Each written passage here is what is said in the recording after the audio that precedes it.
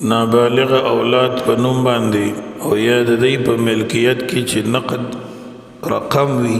یا کاروبار وي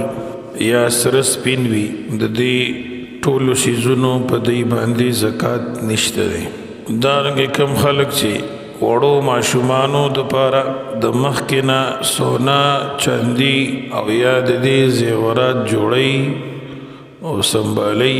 یا نقد پیسې د وړو ماشومانو دپاره په بینک کې ږدي یا چا سره امانتن ږدي یا په کاروبار کې لګي د دوی په دې پیسو باندې په دې زکات نشته دی. برابر خبره ده که دا د دوی په قبضه کې ورکړی شوي وي او که نه وي د دې ټولو شیزونو په دې باندې زکات نشته دی ځکه چې نابالغ دي واړه دي. البته د بالغ اولاد په نوم باندې که سره زر وي نقد پیسې وي یا په کاروبار کې سرمایه لګولی شوي وي او دا مال بیا د بالغ اولاد ته په قبضه کې ورکړی شوی وي او دا مال زیورات یا نقد رقم د نصاب برابر وي نو د دې زکات ادا کول په دې بالغ اولاد باندې ضروری دي. لیکن که د مور او پلار د طرفه بالغ اولاد په نوم باندې کالې جوړ شو یا نقد پیسې همداسې کې ښودی شوي یا کاروبار کې صرف کړی شوي چې دا ګټه به د دې بچو وي او د دې بالغو بچو په ملکیت کې قبضه کې دا نو ورکړی شوي نو د دې زیوراتو او د دې سرمایې او د دې پیسو زکات په مور او پلار باندې وي اولاد په ذمه نشته دی ځکه چې دا چیزونه د اولاد ملکیت ته لا راغلي نه دي د هغې دي نه هسې زباني طور هغې ته لیکلي یا ورکړي دي. که چېرته په شریکه کور د کور د ټولو خبرو مشري پلار سره یا مور سره وه او ټوله سرمایه پیسې یا جیداد یا کالی د پلار په ملکیت کې وو د هغه په قبضه کې وو د لوریانو یا زامنو په قبضه کې سوم نو نو د دې پیسو د دې کالی د دې سرمایې زکات په پلار باندې دی بچو باندې څه نشته دی ځکه د هغې ملکیت کې څه نشته. البته که مور پلار نقد رقم یا د کاروبار څه حصه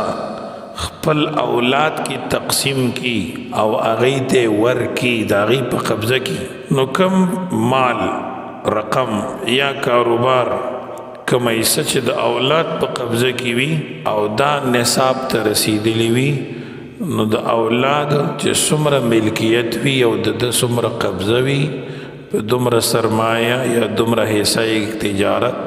کاروبار باندې زکات به د اولاد ورکوي ځکه دلته دا دې ته حواله شو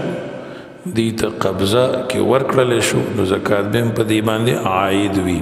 د زکات د ایستو دپاره د کال په آخر کې د پوره سرمایې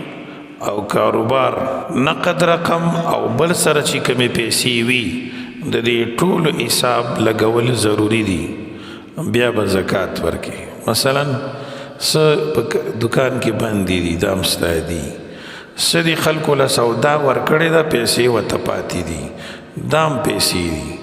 او دا هم ستا دي د دې به هم ته زکات ورکړې. که چېرته دا سودا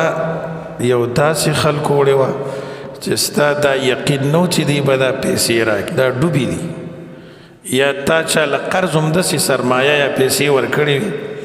او دا د یقین نو چې دا به واپس راکړي نو صحیح ده فی الحال د دې زکات نشته دی. خو که سبا راووتې نو د تیرو کلونو زکات به ته ورکړې. دا د قرض مسله هم ده دې ته دین موثوقه وایي چې یو اعتمادي سړي سره ستا قرض وي نو دا داسې دي لکه ستا جیب کې چې وي د زکات په مسله کې ته به زکات ورکې او که دا د یقین او غالب ګمانو چې یاره دا مشکل ده که دې سړي نه راوځي بیا فی الحال زکات په تا ضروري نه دی. خو که سبا راووتې نو څونه وخت چې هغه سره وي او ته زکات نو ورکړی د هغې ادایګي په تا واجب او لازمه ده. که یو سړي په تیره زندګۍ کې زکات نو ورکړی او د صاحب نصاب و مالدار و زکات پہ فرض ہو اوس بس کوي اوس به حسابو کی غالب ګمان بو چلی او زکات به ورکي ځکه وخت تېرېدو سره زکات نه معاف کیږي او نه قضا کیږي که چا باندې زکات فرض او د په زندګۍ کې زکات ورنکو او د مرګ په وخت کې وصیت وکړو چې په ما باندې د 3 کالو یا د 10 کالو یا د 20 کالو زکات پاتې دی زما په دې مال کې زکات وباسئ دا طریقه ده بیا وارثان د وصیت مطابق زکات ادا کوي که یو کس مړ کېدو او د واجب الادا زکات ویستلو باره کې وصیت ونکو نو د زکات پرېښودو ګناه په ده ده ادی په دې مجرم دی وارثان که بیا د هغه په میراث کې د هغه د کاتې د هغه په ذمه پاتې شوی زکات ادا کوي نو ثواب به وشي امید دی چې د مرده غاړه به هم خلاصه شي خو لیکن په وارثانو بیا زکات ویستل د هغه د طرفه ضروری نه دی که چېرته کې تمام وارثان بالغان وو او ټول به دې متفق وو چې یاره موږ د خپل مشر غاړه خلاصو او زکات د هغه په ځای ورکو چې کوم پې پاتې شوی دی نو خپل حصې نه زکات ورکولی شي غالب امید دا دی چې د دې زکات ثواب به مرحوم ته ملاویږي او غاړه به خلاصیږي انشاءالله تعالی او د زکات د نه ادا کولو چې کومه ګناه وه هغه به ترې نه لرې کېږي واضح دې وي که یو سړی وفات کېدو یا مړ شو وفات شو او د واجب الادا زکات وصیت یې ونه کو او وارثانو کې ټول ماشومان نابالغه یا بعضې پکې نابالغ او بعضې بالغ نو په دې وراثت کې د مرحوم زکات نشي ادا کېدی بلکې وارثان چې کله بالغ شي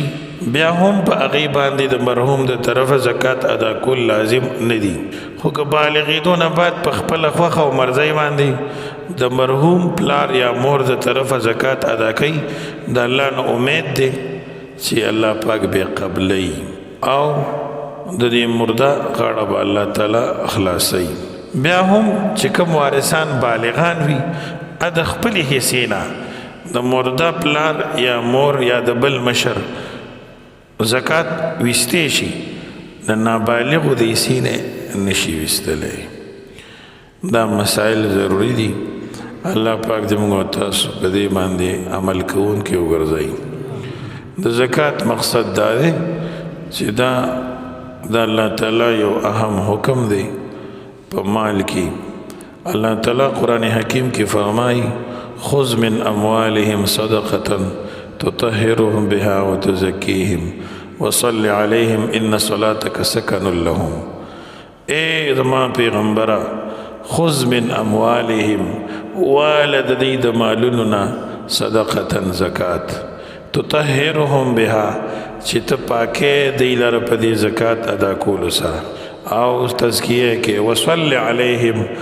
او دی ته دعای رحمت کوا چې څوک زکات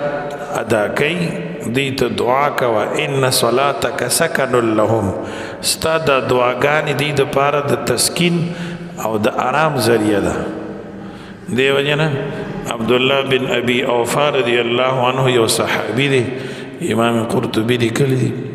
اگر رسول الله صلی الله علیه وسلم ته مال وروړو نو نبی کریم د هغه نه هغه وصول که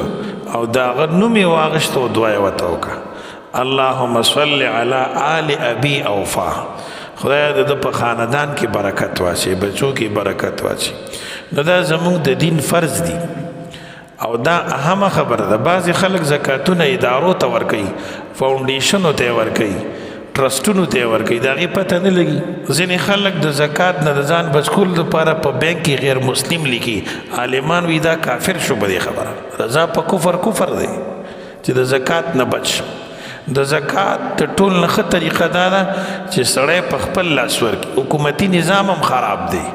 د بینک په ذریعه زکات ورکول دې سره نه ادا کیږي دې کې ډېرې خامۍ دي دا غلطي هم پکې ده ستا په ګاونډ کې غریب دی ستا کورنۍ کې غریب دی اول د ده حق دی بینک والا چاله ورکوي حکومت یې چاله ورکوي نظام خو خراب دی دې وجې نه زکات چې ته ورکې چاله چې ورکې د هغه به ته په ځان احسان ګڼي دا نه چې ته وایې دله مې زکات ورکړی اوسني سیاسي دوستان په خپله حلقه کې زکات ورکوي په خپله حلقه کې په دې خو تاسو پوهېږئ تاسو خو نه پوهېږئ سادهګان یې دوی صرف پوهېږي ښه صرف دوی پوهېږي په خپله حلقه کې زکات ورکوي او چې نور د حد درجې فقیري یا دا مثال ولده دی خو بل حلقه د دی خو بل د دې ډیر مستحق یا روري وي رشتہ داري هغه له نه ورکي الله پاک دې ته اجر ورکي خدای پاک دې قبول کړي او دې سرکار خرابېږي دا خالص دینی شی دی تاسو نه ګوري په منځ کې تاسو وایي خاص خدای تعالی را چې نیت تړي جنازه چې کې یا الله استاد پاره کو مې کنه لله تعالی نو زکات کې لله تعالی پکار دی او فقها وایي چې چاله ته زکات ورکې او ته پوهېږي چې دا سړی مستحق د زکات دی ده ته بیا وایم ما چې دا زکات کې قبولي کا ځکه دا بړکې خفه شي چې له زکاتونو ته کېناستم او مسلمان خفه کول نه دي پکار چې تا ته پته وي چې دا مستحق د زکات دی فقها وایي که ستا نیت دا وي چې دی لږ ټیټ سترګې کومه ځان ته دا د کفر عمل دی تا د فریضي توهین وکړو زکات خو فرض دي دا د لوبو شی خو نه دی او چې چاله زکات ورکې او څوک زکات اخلي مستحقي د هغه به ته په ځان احسان ګڼې زه به په ځان احسان ګڼم چې د ده په وجه زما یو اهم فرض ادا شو دې وجې نه قرب قیامت ته به خلک داسې خدای پاک با برکته کي داسې مالداره بشي یو سړی به سحر د کوره د زکات مال راوالي ټول ورځ به وګرځئ داسې یو حقدار به ورته پیدا نشي چې زکات پې کېږي هر سړی به وایي چې په ما نه کېږي چې چا باندې زکات نه کېږي او پردي زکاتونه علي